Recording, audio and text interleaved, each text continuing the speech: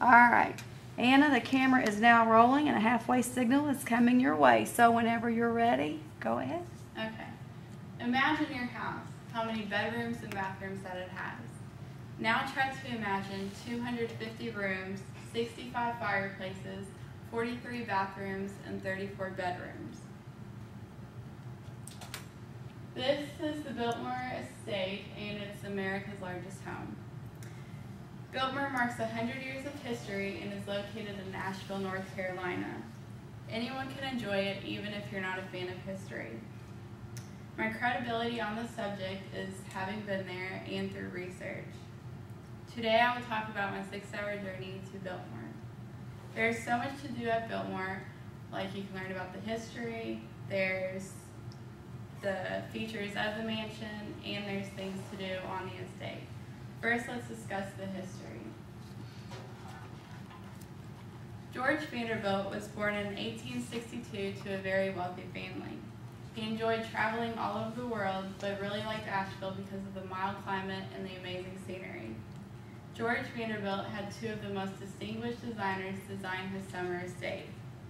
Richard Morse Hunt was the architect, and Frederick Law Olmsted was the landscape designer. If Olmsted sounds familiar to you, it's probably because he designed all of the parks in Louisville, like Cherokee and Seneca, and also designed Central Park in New York City.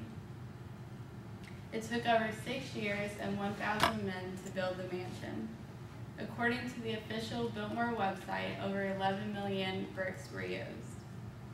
Now that I've talked a little bit about the history, let me tell you about some of the features of the mansion.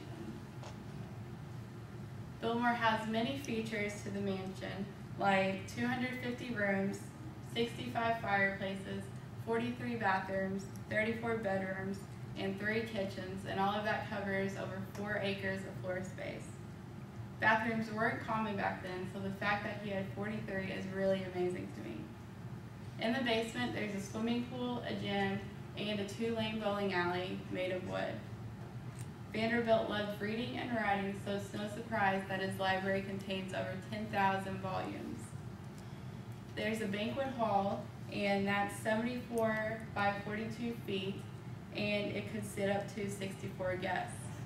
That's a little bit over 3,000 square feet, which makes it larger than most of our homes and apartments. George Vanderbilt had collected many different antiques and art from all over the world when he traveled, and you can see them today because they are so well preserved. I remember going onto one of the huge balconies that overlooks the mountains and rolling hills. There are about 1 million tourists that visit each year. Now that I've discussed some of the features of the mansion, let's talk about what else there's to do at the estate. There's the Biltmore Winery, which is an award-winning winery that produces 250 tons of grapes a year. Some believe Napa Valley has the most visited winery in America, but according to the official Biltmore website, they do. I remember going to the winery, and even though I wasn't old enough to taste, it was still amazing to see it all.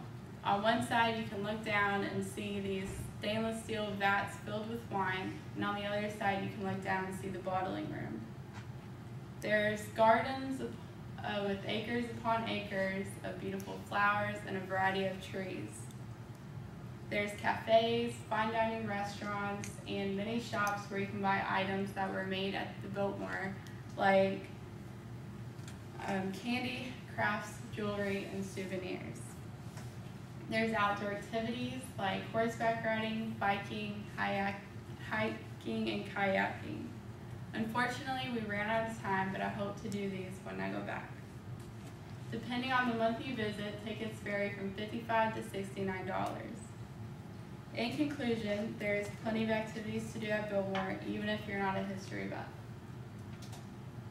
Today I've talked about the history of Biltmore, the features of the mansion, and the many different activities to do. You definitely cannot see it all in one day. Biltmore marks 100 years of history and is located in Asheville, North Carolina.